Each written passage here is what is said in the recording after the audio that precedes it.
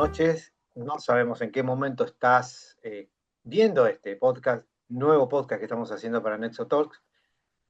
Y vamos con el segundo episodio de este año que hemos comenzado. Y hoy tenemos como invitado a un miembro muy importante en nuestra comunidad, Daniel Llanos. ¿Sí? Les cuento un poco quién es Daniel, nuestro invitado. Tiene 66 años y comparte su vida de hace 4 décadas con su esposa Griselda. Juntos formaron una familia con 2 hijos y hoy disfrutan también de la alegría de sus 3 nietos. Es médico de hace 43 años, con formación en clínica médica y en cardiología. Cualquier cosa, Daniel me vas corrigiendo si hay algún dato que no coincide. Y en los últimos tiempos ha orientado su vocación hacia la prevención cardiovascular y el tratamiento de la hipertensión arterial. Tras sus primeros pasos profesionales en la ciudad de Buenos Aires y en la provincia de Buenos Aires, entiendo, o no, o Buenos Aires, la provincia Sí, de Buenos sí. Aires, hace ya 37 años decidió junto a su familia establecerse en Neuquén. Gran cambio. Primero en la capital provincial y desde el 2008 en San Martín de los Andes, donde actualmente atiende en su consultorio particular, ¿no es cierto? Hasta ahí vamos bien, ¿no, Daniel? Vamos bien, muy bien. Excelente. Y vamos a empezar con nuestra primer pregunta del día para arrancar. Me gustaría empezar, o nos gustaría que empecemos por tu infancia.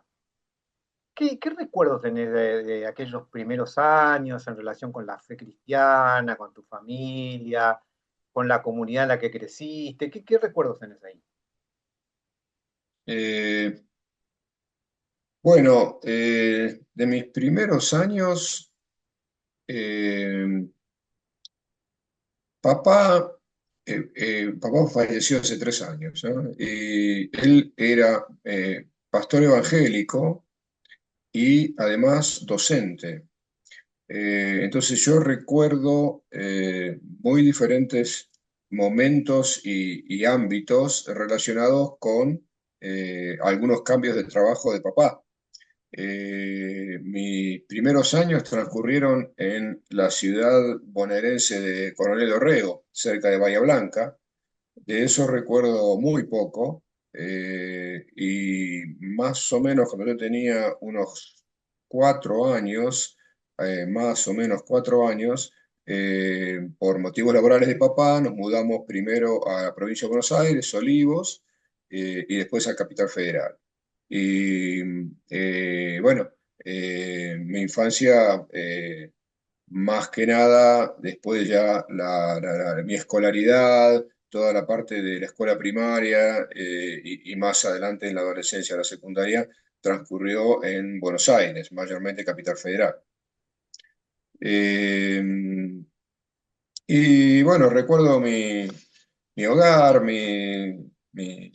mis aspectos así íntimos y domésticos de la vida familiar con mis padres y mis 2 hermanas. Tengo 2 hermanas menores, una hermana que se llama Diana, que es 3 años menor que yo, y otra hermana que se llama Susana, que es 7 años menor que yo.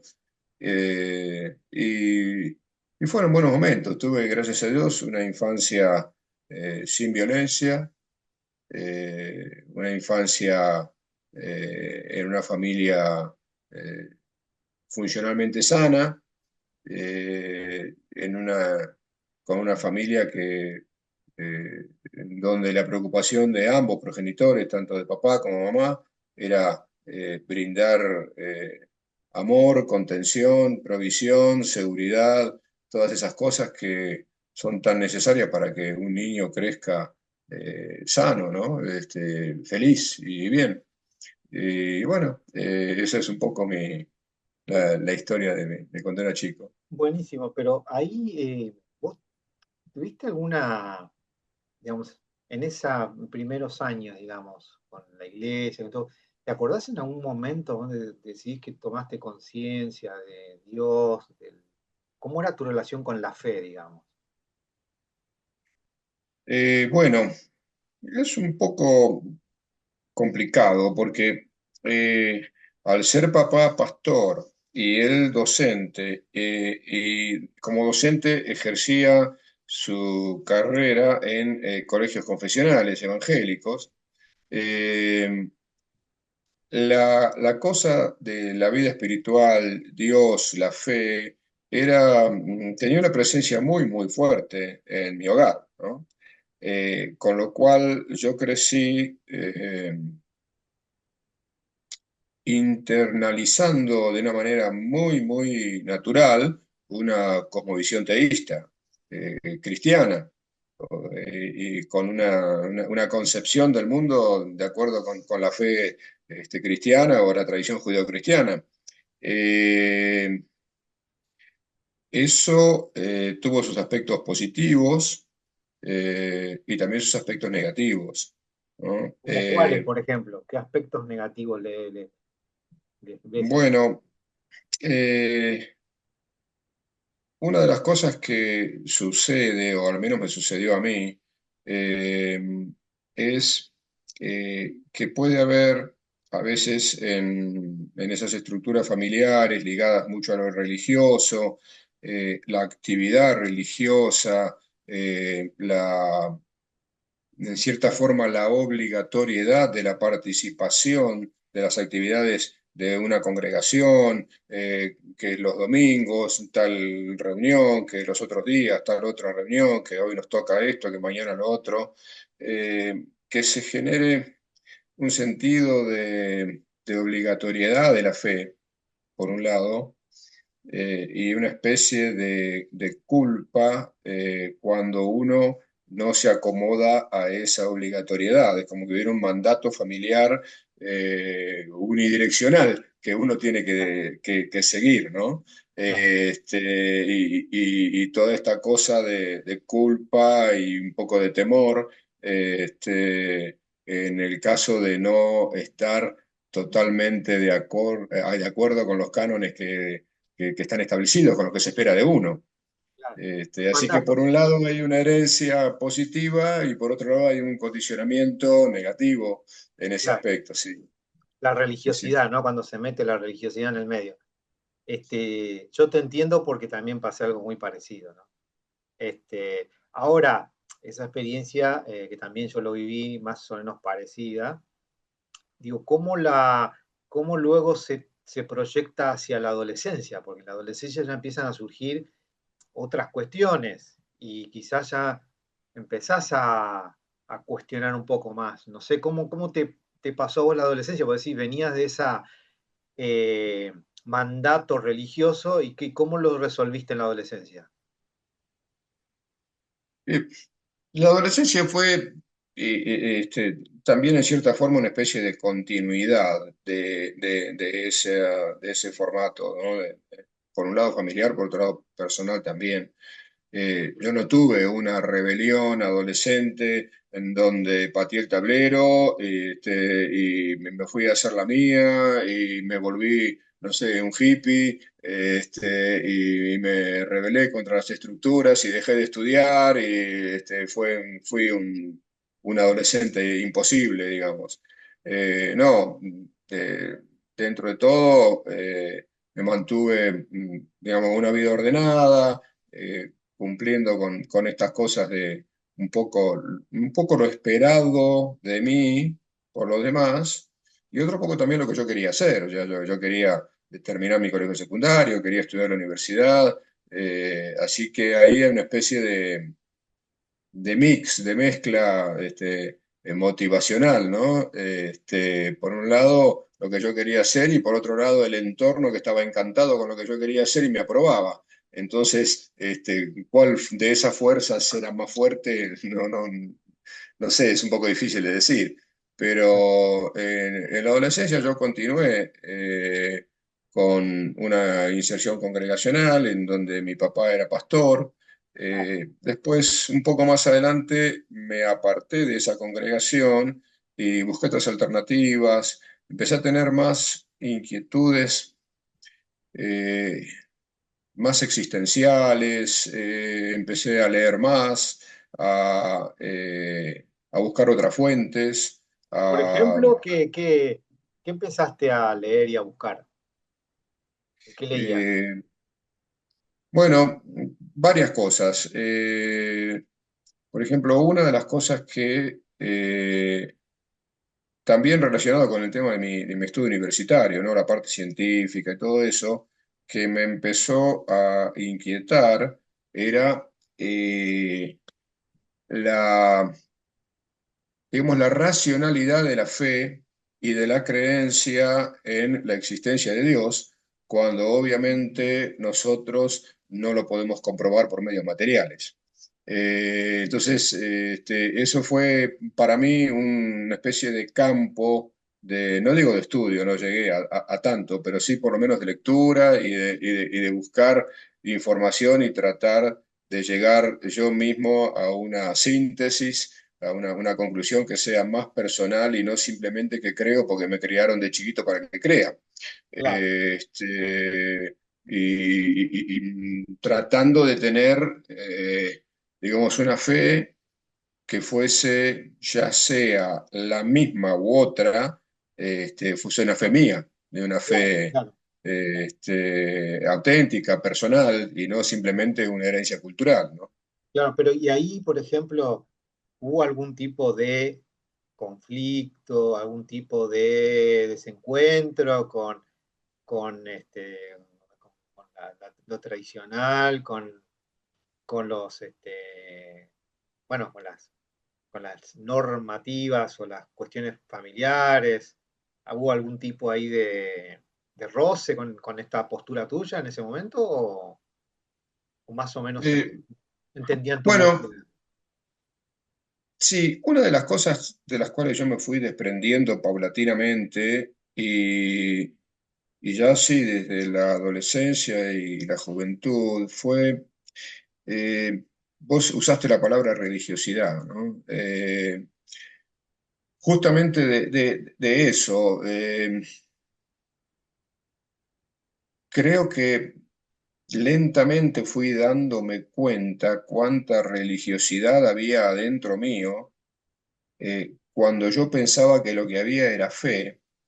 En realidad, también mucha de esa fe estaba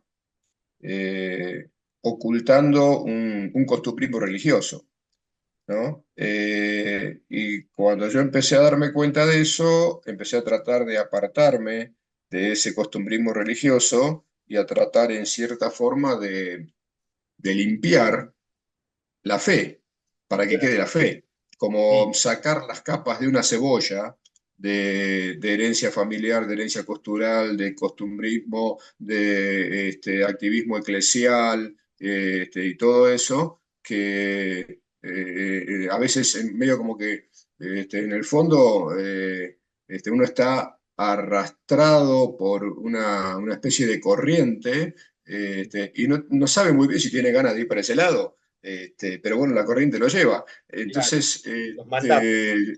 sí, sí, sí, yo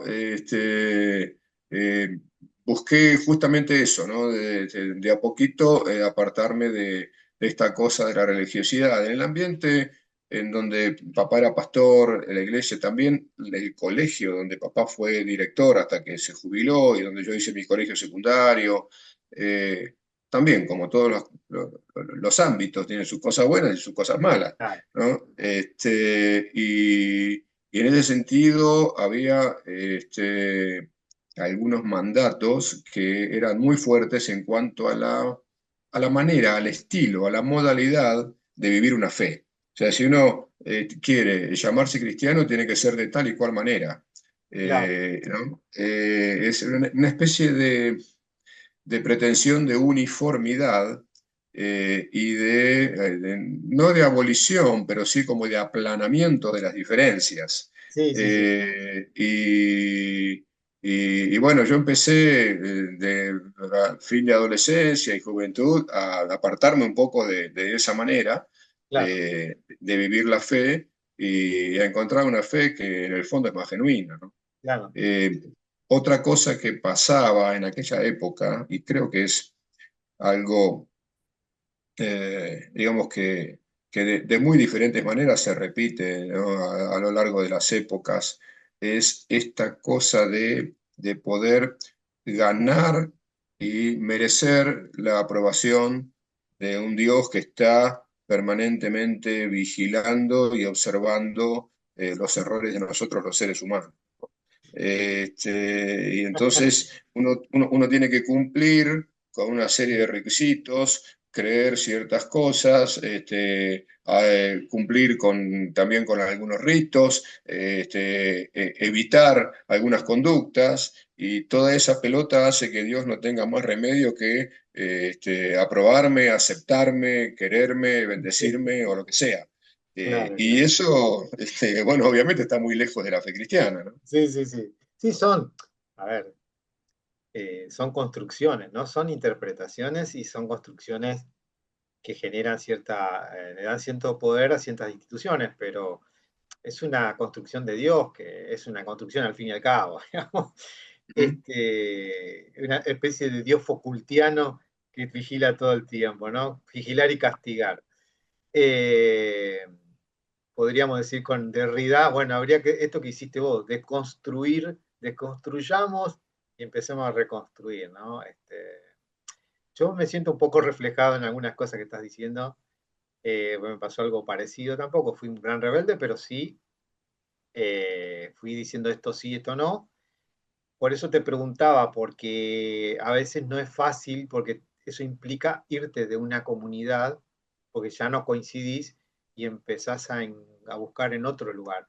Por eso mi pregunta era sobre eso, ¿cómo viviste esa transición de que estás en un lugar que quizás ya no te aceptan tanto porque pensás distinto? ¿Y cómo hiciste para integrarte a otro lugar? ¿Cómo fue ese proceso? Eh, bueno, eso me pasó dos veces, ¿no? Eh, la primera vez en el final de la adolescencia y la juventud, época universitaria, en donde creo que tengo que agradecer a Dios y a papá, eh, la apertura de papá, Ah, ok. la, la permisividad que él tuvo para con ese proceso que yo estaba viviendo. No hay que olvidar que este papá era no solamente la figura masculina y rectora de la familia, sino también del colegio donde yo iba y de la congregación a donde yo iba. Perdón, Entonces, qué colegio estamos hablando? se llama ESEA, y de la Sí, lo escuela. conozco, está bien. ESEA es, te da en la calle Tinogasta, Sí, sí, Capital sí, Federal. ya sé. Y bueno, papá era director de ahí, uno de los directores de ahí, y yo hice mi secundario ahí. Y, y la verdad que mirándolo retrospectivamente, si bien él creo que no tenía más remedio que eh, vivir su paternidad y su pastorado, y su rol como directivo de un colegio de la manera que lo hizo, un poco porque es la manera que él lo aprendió, un poco también el medio en donde él estaba y sus propias convicciones. Cuando le tocó, en cierta forma, soltarme, eso no fue para él un impedimento para hacerlo, y creo que eso fue, mirándolo para atrás, ¿no? Algo muy, muy positivo en su conducta. Yo empecé a buscar alternativas congregacionales en donde me sintiera mejor, estuviera más nutrido, donde el mensaje me ayudara más, en donde encontrara compañerismo de otras personas. A veces también pasa que los entornos eclesiales tienen expectativas sobredimensionadas para con los hijos de sus líderes. Entonces, yo tenía amigos que a veces no lo eran tanto, ¿no? Que podían ser para mí personas en cierta forma críticas o censuradoras. Lo que se le toleraba a otro no se me toleraba a mí porque era el hijo de. Claro. Y entonces, bueno, esa necesidad de salir y de buscar otro entorno, gracias a Dios, papá en su momento la respetó, sin ningún problema. Creo que él entendió perfectamente el proceso que estaba viviendo, y fue bueno eso, ¿no? Entonces, yo terminé congregándome en una iglesia bautista que está en San Isidro, capital federal, provincia de Buenos Aires. Sí. Allí, bueno, conocí a quien hoy es mi esposa, nos casamos, vivimos un tiempo, hasta que yo terminé lo que se llama en medicina la residencia Claro, y la especialización, y decidimos emigrar. Y esa fue, digamos, mi primera ruptura con un entorno claro, así de congregación y adoptar otro. Y después, estando ya radicado en la provincia de Neuquén, en una ciudad que se llama Plotier, que queda muy pegadita a Neuquén capital, están a unos muy pocos kilómetros y forman como un conglomerado urbano, tipo, no sé, Vicente López y Capital Federal. Eh, Ahí me pasó más o menos lo mismo con la necesidad de un cambio, que era un cambio más global de vida. Necesitaba un cambio geográfico, necesitaba un cambio en lo profesional, claro, necesitaba un cambio de horizontes, de tener perspectivas, y necesitaba también un cambio de un entorno de comunidad de fe. Yo tenía la sensación de que mi tiempo allí estaba agotado y no tenía motivación para seguir estando más que mantener mi status quo. Tenía mi trabajo, me iba bien, bueno, pero tenía menos de 50 años y decía, esto es todo en la vida, claro, no hay nada más. Y ahí fue que nos planteamos un cambio de radicación y con mi esposa salimos de esa zona y vinimos a vivir a San Martín de los Andes hace 18 años. claro. Y bueno, estamos entonces acá, ¿no? Así que esa fue también Un cambio una fuerte. especie de segunda salida. Y ahí también volví a vivir muy, muy fuerte esta cosa de el desprenderme de la religiosidad en esta oportunidad muy fuerte, identificada con el activismo eclesial, ¿no? Yo Claro. tenía. O sea que cuando vos, a ver, para retomar un poquito para atrás, cuando vos caes en la iglesia bautista ahí en San Isidro, que mm, ahí entiendo, conoces, me dijiste a tu esposa que era de esa iglesia. sí, Grise Eh, congregaba ahí de vos chiquitín. lo que, digamos, vos lo que me estás diciendo es que de alguna manera ahí también volviste a meterte en un statu quo que te diste cuenta que tenías que salir, digamos.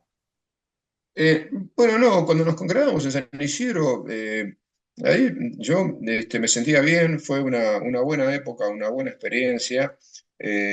También la comunión con los hermanos y todo eso. Lo que pasa que ahí tuvimos una salida que tuvo fundamentalmente que ver con el proyecto de familia y de trabajo. Claro, Entonces, al conseguir yo trabajo y después Griselda, trabajo en la provincia de Neuquén, nos mudamos y bueno, chau San Isidro porque vivíamos a 1.200 kilómetros de distancia, ¿no? no, claro, claro, claro. Y O en sea, que aquella cuando época no fuiste a había Neuquén, sí, internet. perdón que te pisé. Cuando fuiste a Neuquén, entonces ahí es donde vos fuiste a otra congregación donde se sintieron que, bueno, estaban volviendo a esa religiosidad, digamos, que habían dejado de alguna manera.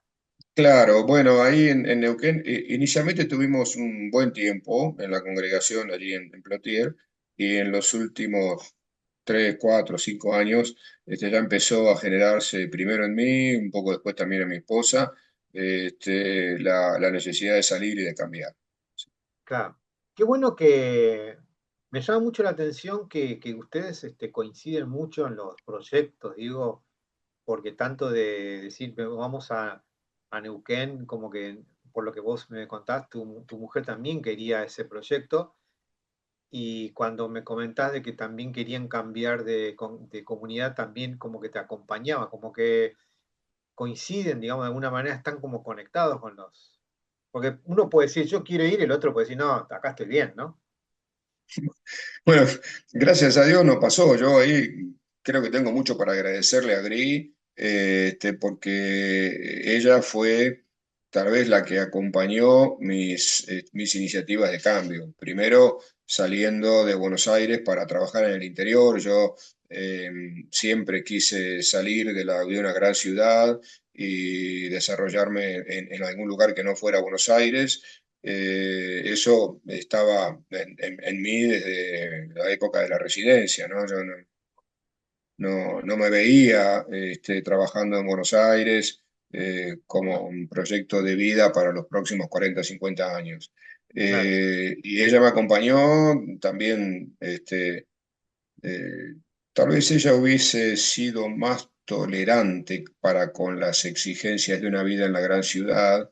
eh, pero bueno, me acompañó por amor y nos fue bien, ¿no? Y lo mismo pasó cuando salimos de Plotier, Neuquén, para venir a San Martín de los Andes. claro. La iniciativa fue primeramente mía y después, bueno, hablando y considerando y pasó el tiempo y eso se iba cada vez asentando más hasta que lo concretamos y sí me acompañó plenamente en el proyecto. Claro.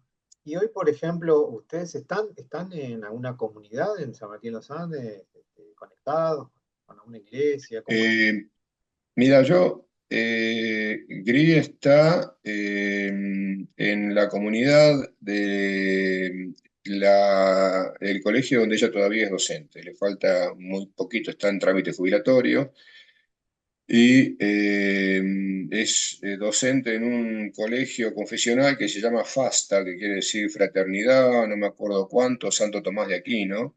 Ah, Y el colegio tiene una parroquia y ella asiste a las misas de la parroquia. Yo en una época me integré, fue una buena época, me había hecho amigo del cura, un muchacho Luis, muy linda la relación, muy linda la relación, pero después estas cosas de que a veces los cambian de destino claro, y bueno, se fue Luis y medio como que para mí no fue lo mismo, ¿no? claro, Yo había encontrado de una manera bastante sorprendente por mi herencia evangélica, ¿no? De papá pastor y todo, incluso por algunas convicciones doctrinales que yo mantengo, había encontrado un entorno de nutrición que no había encontrado en algunas congregaciones evangélicas que había visitado. Había intentado insertarme en algunas comunidades evangélicas de acá de San Martín y no encontré un espacio que me resultara fundamentalmente nutritivo, por un lado, y al mismo tiempo un espacio en donde yo sintiera que pudiera estar aportando algo positivo claro, que fuese parte de mi esencia, ¿no? Y no simplemente alguna cuestión de un activismo más. claro, claro, claro.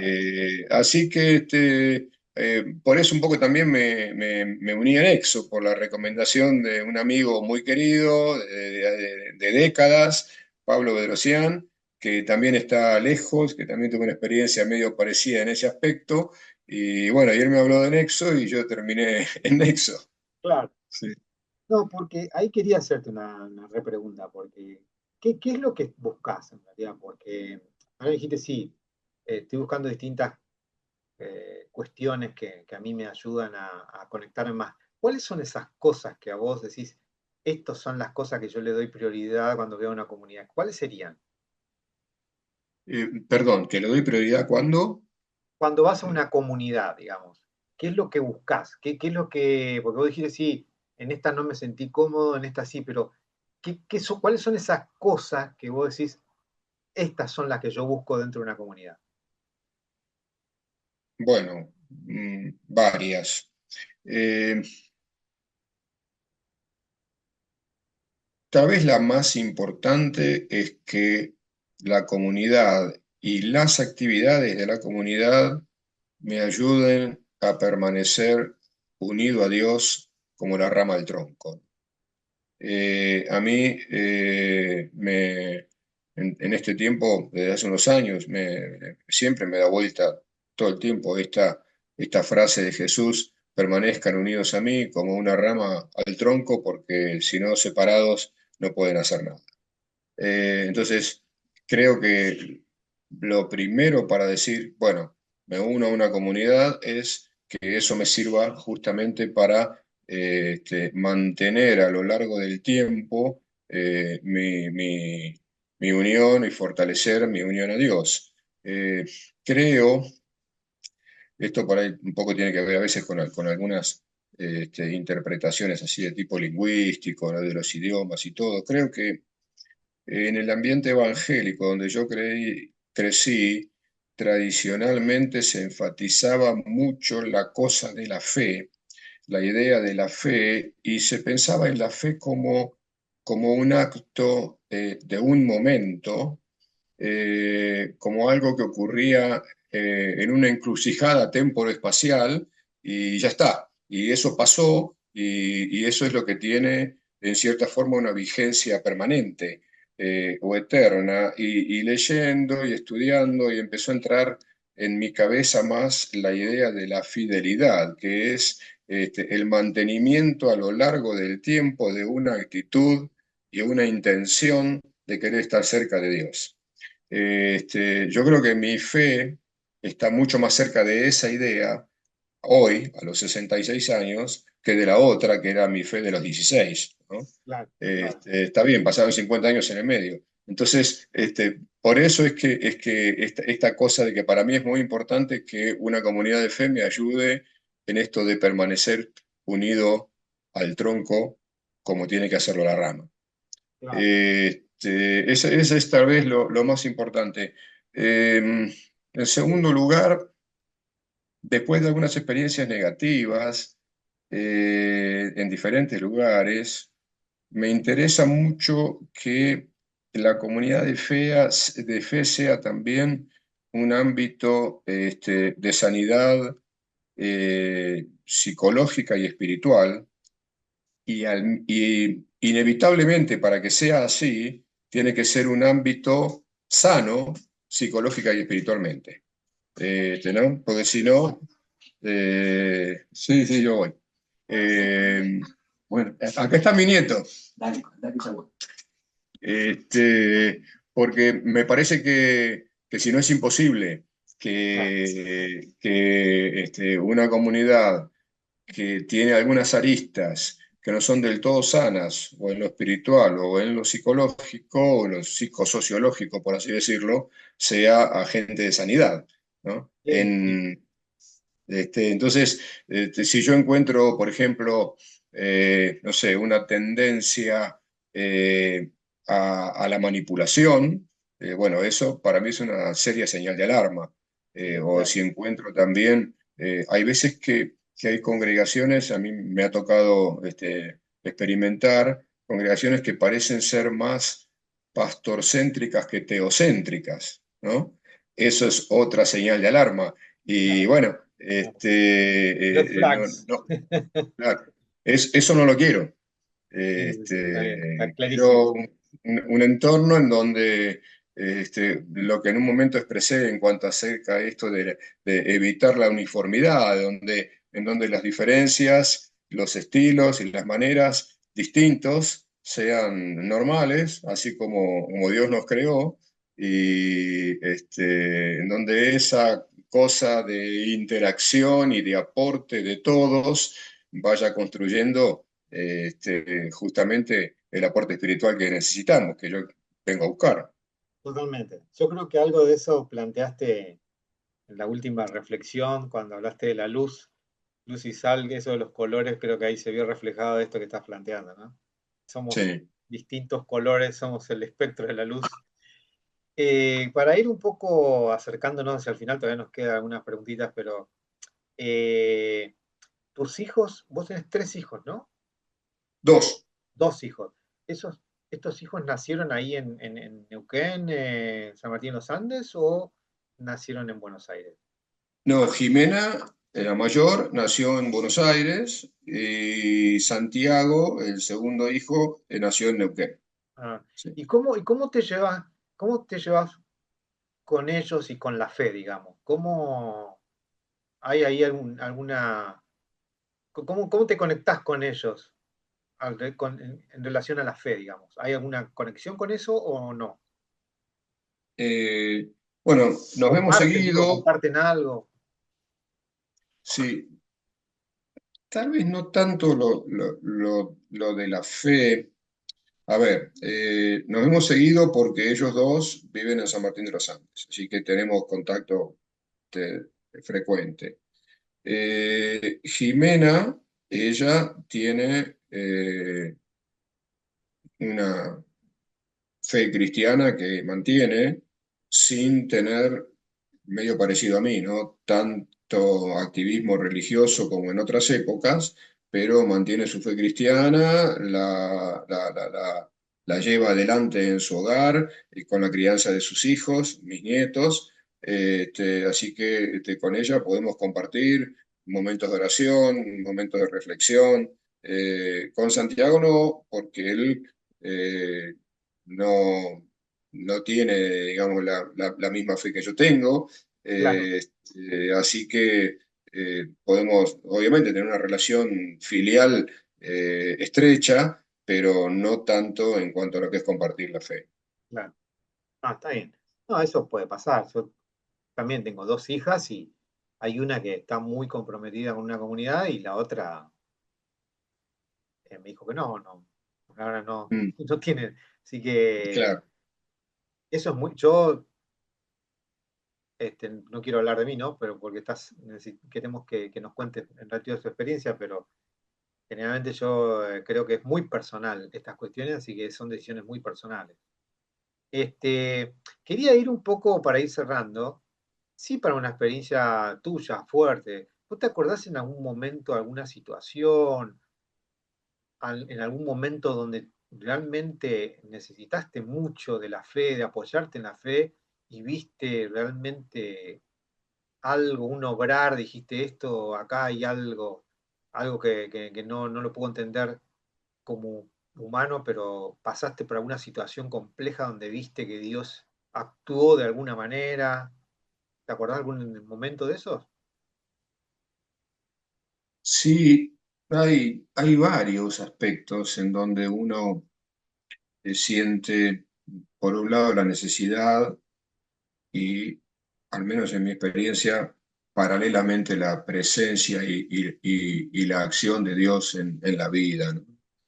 Eh, Voy a decir dos cosas, a ver si por ahí puede llegar a ser constructivo para alguien. Una, hay una hermosa figura en el Antiguo Testamento, creo que es en el libro del profeta Isaías, que dice, Dios le está hablando al pueblo de Israel, ¿no? Sería a la iglesia actual, a los cristianos, esto, a los que tienen fe.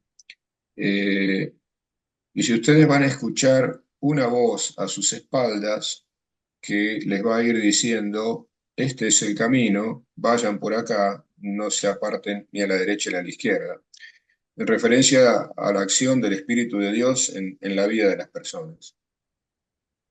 Esa es una de las maneras, en múltiples situaciones a lo largo de mi vida, en donde yo sentí el obrar la presencia de Dios adentro mío. Creo que un poco esa vieja imagen que había, no sé si vos te acordás, de las figuritas en donde había un diablito que le hablaba a un ser humano y del otro lado había un angelito, el diablito rojo, el angelito celeste, y se estaban peleando y uno le decía tal cosa y el otro tal otra. Bueno, esa cosa de la influencia del Espíritu de Dios en nuestras decisiones, en nuestros pensamientos, en nuestras emociones, cuando tenemos elecciones y qué hacer, y las elecciones tienen sus riesgos, y esos riesgos traen temores, y hay que caminar a veces aún a pesar de los temores y todo eso.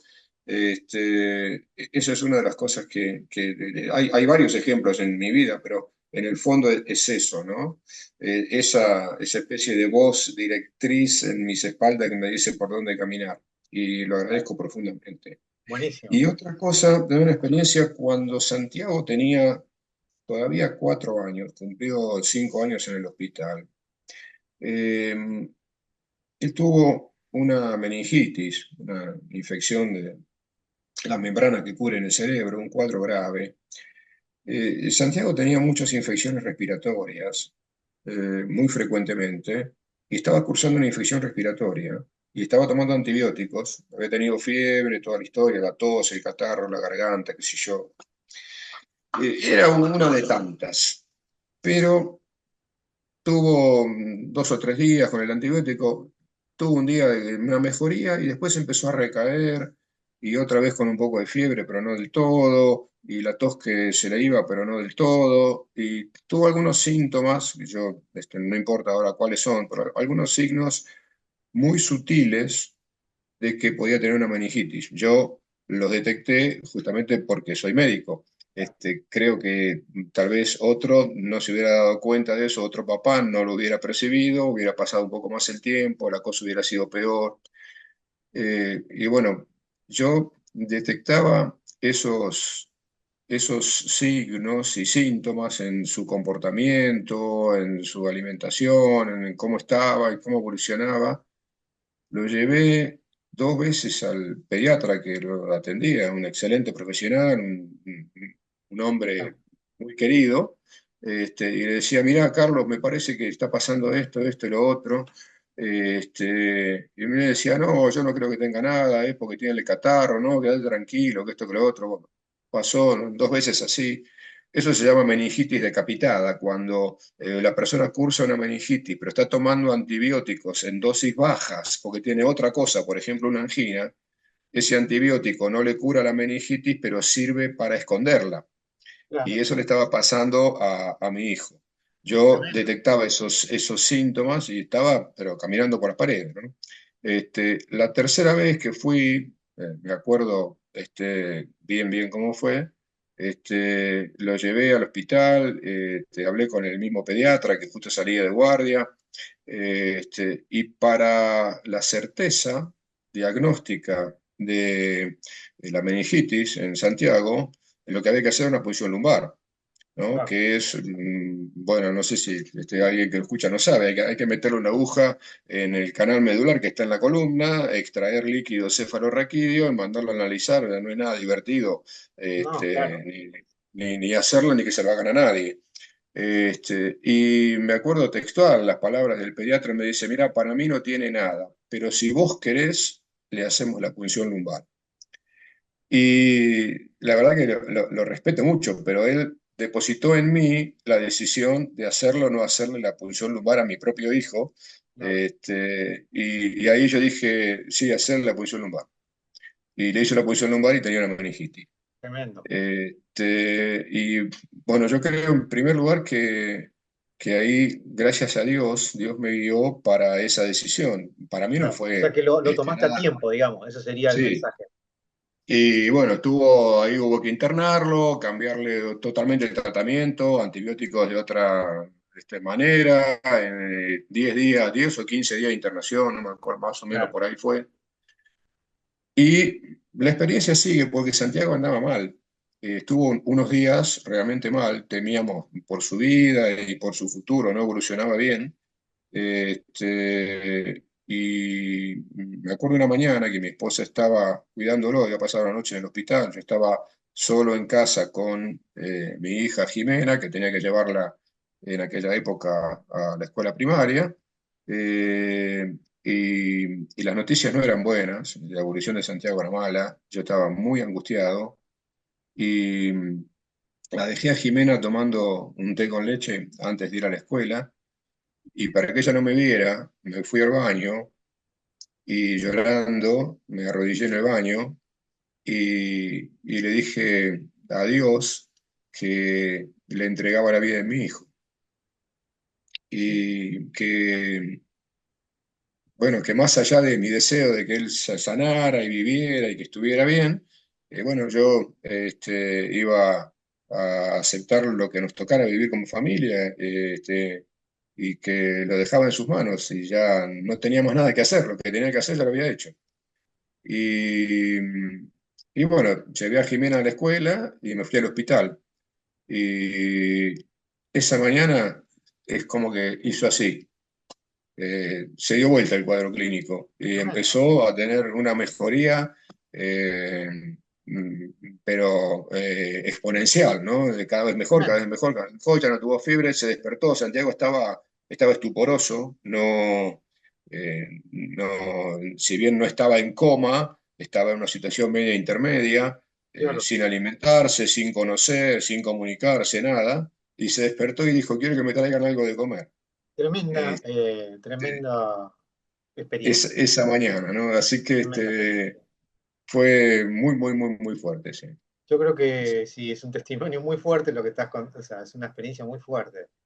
La verdad, por eso quería terminar, porque estamos terminando muy arriba con esto, este, porque bueno, la oración del Padre Nuestro tiene una fuerza muy fuerte, porque en un momento dice, hágase tu voluntad, así como en el cielo y en la tierra, ¿no? Y a veces lo decimos de manera solamente expositiva, sin pensarlo mucho, pero vos lo llevaste hasta la última consecuencia, ¿no? Porque yo creo que ahí ese es un gran ejemplo de llevar la oración a su verdadera consecuencia, es decir, Padre nuestro, hágase tu voluntad, así como en el cielo, en la tierra.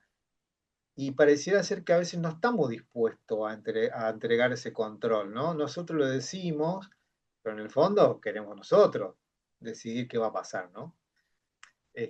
Así que yo creo que ahí, bueno, ya reflexionaremos sobre la oración en algún momento en Nexo, pero eso es un tema muy importante. Por eso quería cerrar, yo hago a veces unas preguntas sobre qué le dejarías en este caso, a tus nietos, pero yo quiero ir con otra pregunta con vos. Y no sé si te estoy matando, pero ¿qué te dice a vos la oración final de Jesús que dice, eh, Padre, ¿por qué me has abandonado? ¿Cuál es tu experiencia con esa frase y a dónde te lleva esa frase?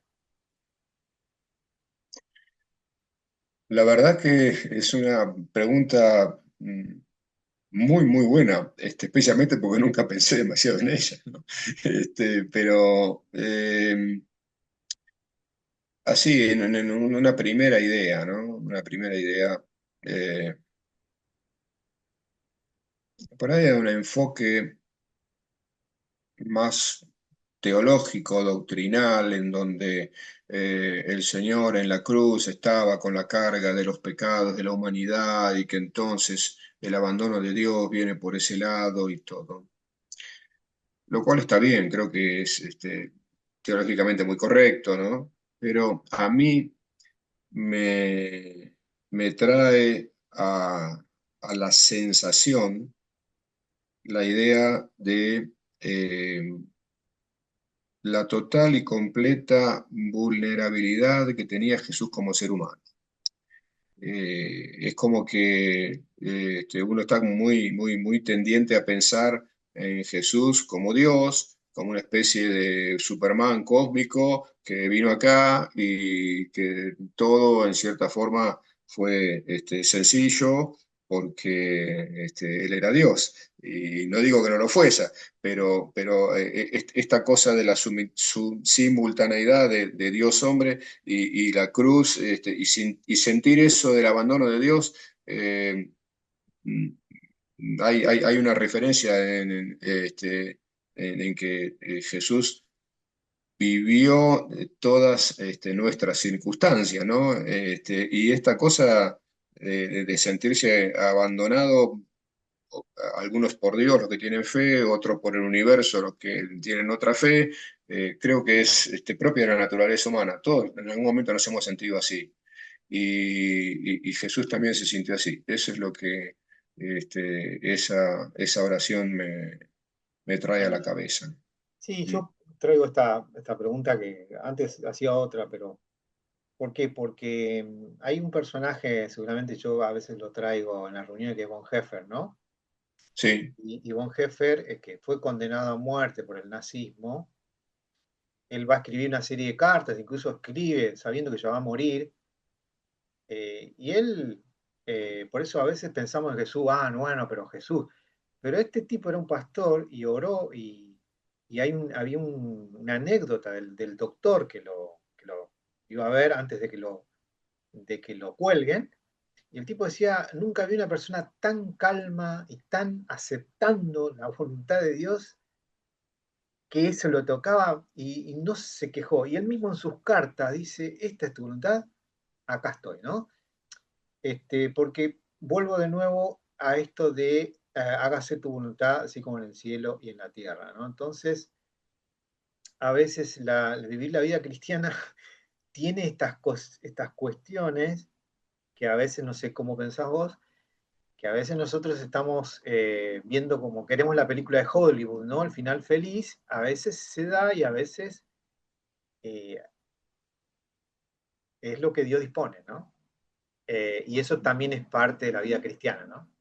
Así que, pero yo me quiero quedar y cerrar solamente con la última historia que contaste, que fue excelente, porque ahí hay un mensaje claro, ¿no? Dejé todo en manos de Dios y esto parece que hizo que se diera vuelta todo, ¿no? Así que no sé si querés agregar algo más para cerrar. Eh, si querés decir, bueno, de todo lo que ya te pasó en la vida y todo lo que viviste, hoy cómo estás con la fe y hacia dónde vas. Bueno, por un lado, lo que me preguntaba, ¿no? Creo que gracias a Dios estoy manteniendo mi fe y creo que eso es una gracia de Dios. En algún momento, si me decían, este, ¿por qué yo estoy cerca de Dios y tengo salvación y soy cristiano y todas esas cosas?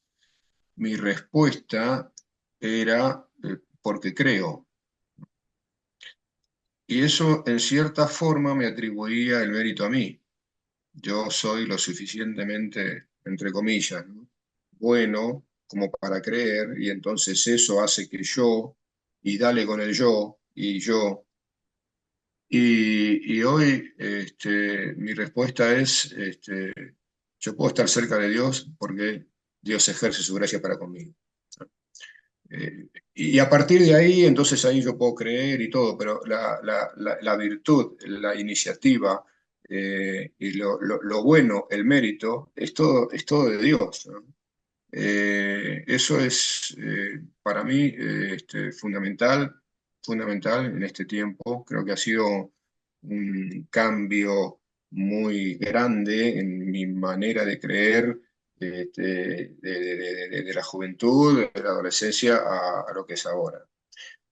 Así que eh, hoy justamente a la mañana, cuando tenía un momento de oración, antes de ir al trabajo, me acordaba del pasaje en donde, en la carta a los Hebreos, que dice, teniendo a Jesús como intermediario, acérquense con confianza al trono de la gracia para encontrar misericordia y gracia y oportuno socorro. El pasaje así. Y me impactó eso de la descripción de el ámbito de gobierno de Dios, el trono de Dios, como un lugar de gracia. Y no un lugar donde uno va con o una exigencia o un mérito o una actitud así. Buenísimo. Eh, Así que eso es lo que para mí es la fe hoy, es simplemente poder disfrutar de la gracia que Dios tiene para conmigo. Excelente mensaje, muy buen mensaje, muy buena experiencia la que nos compartiste también, Daniel. Así que bueno, llegamos al fin creo que podíamos quedarnos un rato más, pero tenemos un Sí, límite con este podcast. Así que yo creo que lo que nos contaste fue excelente. Mucha gente seguramente va a seguir pensando y yo también, que nos sirve para seguir reflexionando qué significa nuestra fe, qué significa tener fe, ¿no? Y las experiencias son las que nos van ayudando a ver más, a vislumbrar, porque yo creo que las experiencias de los demás, en todas las experiencias está Dios en pedacitos y nos va contando cosas a través de otras personas. Así que gracias por este momento, Daniel, y bueno, nos vemos en Nexo, seguramente, nos vemos. y saludos a Sí, todos los que nos ven. Nos vemos bueno, pronto. gracias. Un abrazo a la distancia.